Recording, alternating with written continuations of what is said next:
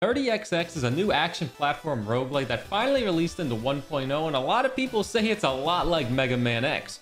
Granted, I've never really played Mega Man games, but I have seen them played a lot, and really, this game has a lot of inspiration for it, and it plays so well. So let's quickly talk about everything this game has to offer, but first make sure you like and subscribe as it helps out the channel a lot, and let's get into it. Now, this game is a sequel to 20XX, which released back in 2017, which I also have not played. But 30XX looks like a huge improvement, and I have played this one for a little bit, and I will say it is also quite hard. So 30XX has 8 levels total, all housing a boss at the end of the level, and all the levels are really well made. The backgrounds are beautiful, the hard platform, and the really fun enemies to fight.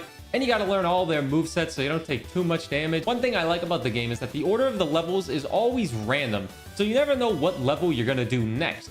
But with the meta progression, you can have more than one option on which level to choose, and we'll talk about the meta progression soon. The length of the levels as well, they're all very similar, and the difficulty feels about the same.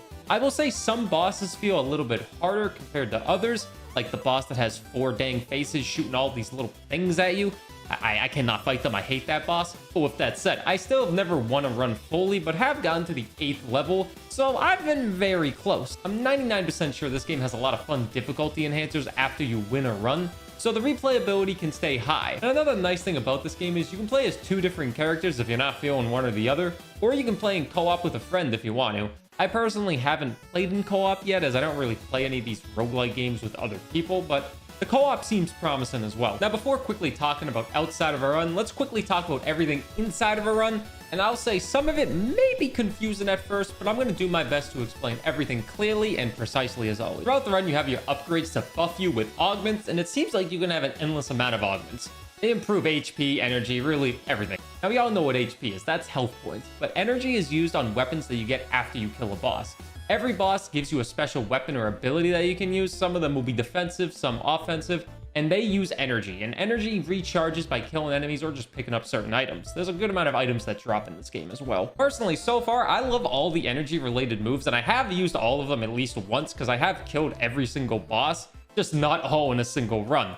They all feel pretty good, and they don't use too much energy in general, so it feels pretty balanced overall, I would say. It doesn't feel excruciatingly OP or underpowered. And here's a few more things you can find inside of a run. You have 2 different vending machines, one which allows you to heal yourself with bolts, which is the in-game currency, and then there's another vending machine that allows you to take HP away to gain bolts. You can use the bolts inside of shops to buy augments or cores, which is like a higher tier item, I'll say. We'll get into that in a second. But bolts also drop from enemies randomly, and you want to collect these as they can heal you and they can buy you stuff.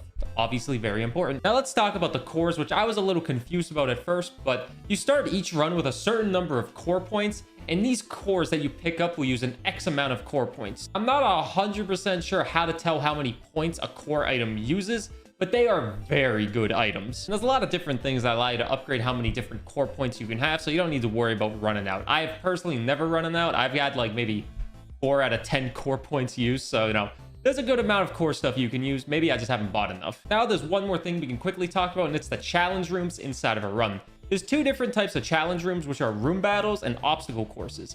And if you take a certain amount of damage, you get to choose less augments. So the run will say if you take no damage, you can have 3 different augment choices, or if you take like 2 damage or less, you can have like 2 different augment choices. And usually the gold tier augment choice, which is the hardest one to achieve, is a better augment that you can pick up. And then one last challenge we can quickly talk about inside of a run is when you run into a character from the hub world, you'll have a level long challenge for you to achieve.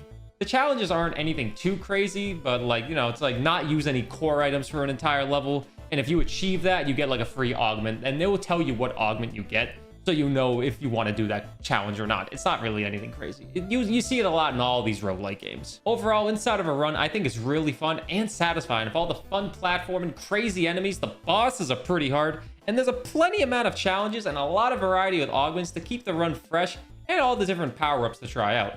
Really, this game feels fantastic. Now let's talk about outside of a run, as there isn't really too much, I feel, but maybe I haven't explored enough as I've only played the game for about 4 to 5 hours. But the main thing for me, of course, is meta progression. I'm a big fan of meta progression. And this game, it's pretty simple, but it's straight to the point. After each run, you earn Memoria, and you earn the Memoria inside of the run for killing bosses and mini bosses. I've been averaging about 50 Memoria a run, which isn't too bad, and the upgrades are all really fun with more health, energy, augments to start a run, a free revive, you know, the usual things that you get in meta progression. That nothing seems too crazy expensive, and that it's all achievable. And so far, I've unlocked a good amount with meta progression, and it doesn't make it feel like a run is super overpowered, so that's always good to know. And then right next to the meta progression is another area, but I haven't unlocked it yet, as the guy who gives you the level-long challenges won't let you through, as I think you need to beat him in a fight to go to that area. And I've tried to win that fight once, and I got absolutely destroyed. But yeah, that's outside of a run quickly, and inside. It's a very quick game. Just wanted to get a quick review out. Overall, this is a fantastic action platformer that lives up to the Mega Man games from what I've seen. It's a Mega Man roguelike game, basically, and I'm loving it so far, and I think you would too. Hey, just want to do a quick editor's note that I forgot to mention this in the video, but the game also has a level creator, so you have an endless amount of possibilities of levels to play made by the community, which I think is really cool. So many community-made levels, and it's just a really nice addition to the game that really makes it have a lot of replay value. All right, that's it. Back to the video. All the areas are so well made. The art style is absolutely beautiful, and the bosses feel pretty fair, minus this one boss. Ugh, I cannot kill them. There's just too much on the screen for me. But overall, I feel myself getting better with each run and learning what type of augments are my go-to with special abilities and what my favorite special abilities from bosses are. It's a little pricey compared to some other roguelites at about 20 Canadian dollars. For how much enjoyment you can get from it, it's nothing really compared to AAA games, that some of those games stink. $70. But if you're a fan of Mega Man, action platformers, just tough roguelites in general, I'd say this is a game I'd recommend 100%. If you're not really into action platforms or anything like that, you know, you can give it a shot, see if you like it. The graphics are great, the game feels smooth as heck, and really that's all to say. Thanks for watching. An extra special shout out to the people who support me on Patreon. Thank you for that extra support. I cannot say thank you enough for it, so just thank you. And yeah, that's all. I'll see you next time.